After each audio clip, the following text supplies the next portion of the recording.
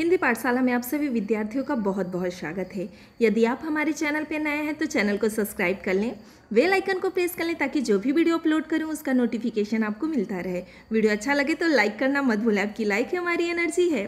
आज हम आपके सम्मुख रहीमदास के दोहों का ये पार्ट 2 लेकर उपस्थित हुई हूँ।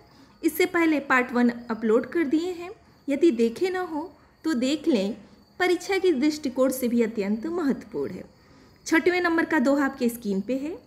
जाल परे जल जात बही तज मीनन को मोह, रहीमन मछरी नीर को तऊ न छोड़त छो। करें जाल परे जल जात बही। पहले कठिन शब्द देख लिया जाएगा, एक एक कंसेप्ट को क्लियर किया जाएगा। तज का अर्थ होता है छोड़ कर या त्याग देने पे। मीनन अर्थात मछलियों का। मोह का अर्थ होता है मोह अथवा वियोग। नीर का अर्थ होता है जल। नीर का क्या अर्थ होता है, ध्यान दीजिए, नीर का अर्थ जल होता है। पानी नीर जल किसका पर्यायवाची है, जल का है। छोड़त छो अर्थात उसका पीछा नहीं छोड़ता है। अब हम व्याख्या अंश पे विचार करेंगे। रहीमदास जी कहते हैं, जब मछली पकड़ने के लिए नदी में जाल डाला जाता है, जाल परे जल जात बही।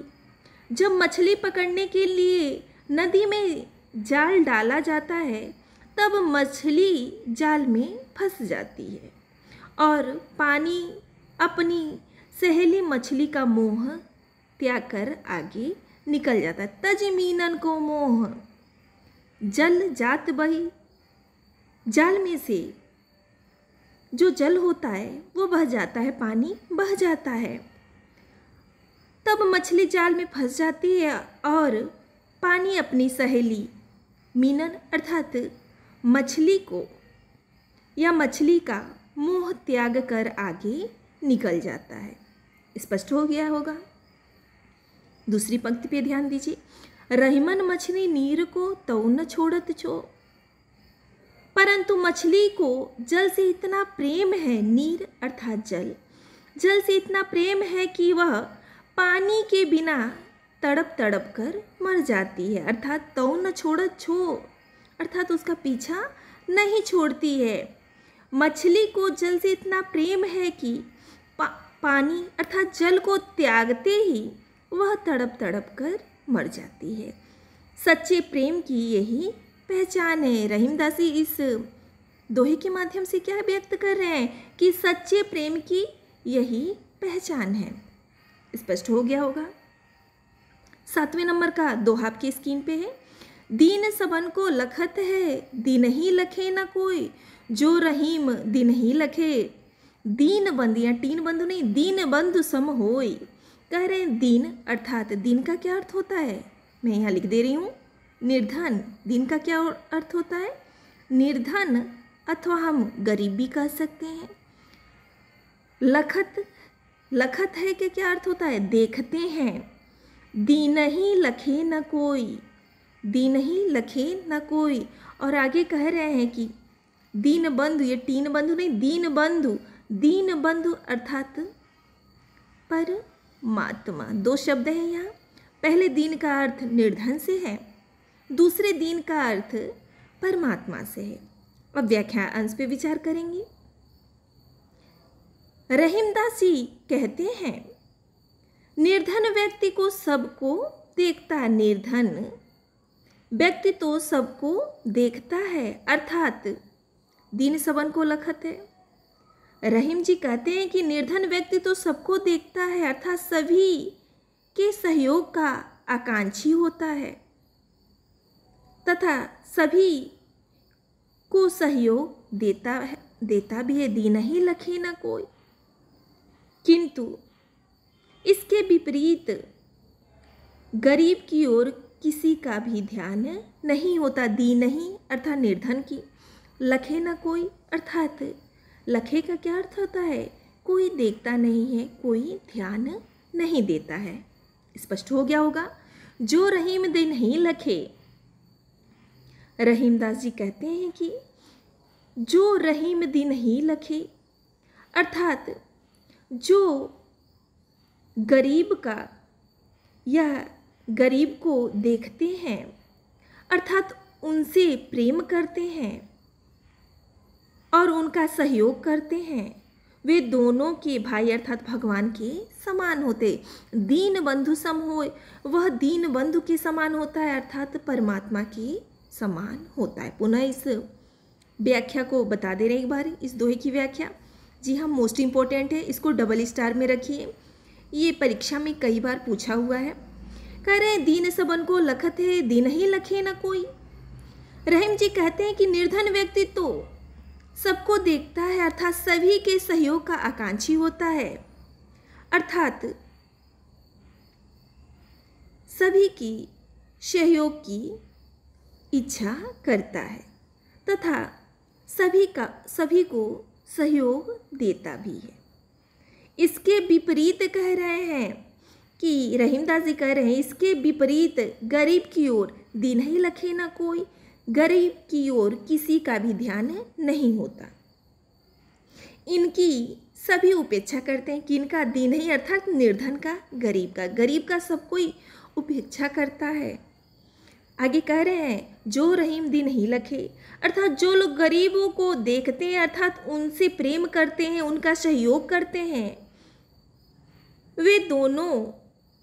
वे व्यक्ति दीन बंधु सम होए, दीन बंधु अर्थात परमात्मा के समान होता है। स्पष्ट हो गया होगा। 8वें नंबर का दोहा आपकी स्क्रीन पे है। प्रीतम छवि नयन बसी, पर छवि कहाँ समाए, भरी सराय रहीम लखी, पथिक आपो फिर जाए। कह रहे हैं कि पर छवि का अर्थ होता है दूसरी की सुंदरता। पर छवि का क्या अर्थ होता है? दूसरी की सुंदरता। और प्रीतम छवि नयन बसी, छवि अर्थात सौंदर्य, नयनन अर्थात नेत्रों में, बसी अर्थात निवास करती है। कवि रहीमदास जी कहते हैं कि मेरे नेत्रों में परमात्मा रूपी प्रीतम का सौंदर्य समाया हुआ है। छवि का अर्थ यहाँ सौंदर्य से है। तो रहीमदास जी कहते हैं, कवि रहीमदास जी कहते हैं कि आप कभी भी लिखेंगे तो कवि लिखेंगे, लेखक मत लिखिएगा। पद खंड में हमेशा कवि शब्द का प्रयोग होता है। किसका प्रयोग होता है? कवि शब्द का प्रयोग होता है। तो लिखेंगे आप रहीम, कवि कहते हैं कि, अथवा ये भी लिख सकते हैं, कवि रहीमदास जी कहते हैं कि मेरे नयनन अर्थात नेत्रों में, प्रीतम अर्थात परमात्मा रूपी प्रियतम का सौंदर्य, छवि अर्थात सौंदर्य समाया हुआ है। पर छवि कहाँ समाए? फिर पर छवि अर्थात फिर दूसरे के सौंदर्य के लिए मेरे नेत्रों में कोई स्थान नहीं है। पर छवि कहाँ समाए? फिर दूसरे के सौंदर्य के लिए मेरे नेत्रों में कोई स्थान नहीं है। भरी सराय रहीम लखी। पुनः आगे कह रहे हैं सराय का ध्यान दीजिए क्या अर्थ होता है? यात्रियों के ठहरने का सार्वजनिक स्थल, यात्रियों का ठहरने का सार्वजनिक स्थल। स्पष्ट हो गया होगा। तो कभी रहीमदास जी कहते हैं कि भरी सराय अर्थात यात्रियों का ठहरने का स्थल, ये पुनः एक बार ध्यान दीजिए, स्पष्ट हो जाएगा, बिल्कुल घबराना नहीं है आपको। यदि कोई सराय अर्थात यात्रियों से भरी रहे तो पथिक अर्थात मार्ग में चलने वाला राही उसमें आप फिर जाए, उसमें स्थान न पाकर स्वयं लौटकर अन्यत्र चला जाता है। पुनः एक बार ध्यान दीजिए, मैं पुनः इसको एक बार बता दे रही हूँ। भरी सराय, यदि कोई, भरी सराय रहीम लखी, यदि कोई सराय अर्थात यात्रियों से भरी रहे तो वह स्थान जहाँ यात्रीगण ठहरते हैं, तो यदि कोई सराय यात्रियों से भरी रहे तो पथिक उसमें, पथिक अर्थात राही उसमें स्थान न पाकर स्वयं क्या हो जाता है, फिर जाए, स्वयं लौटकर अन्यत्र चला जाता है।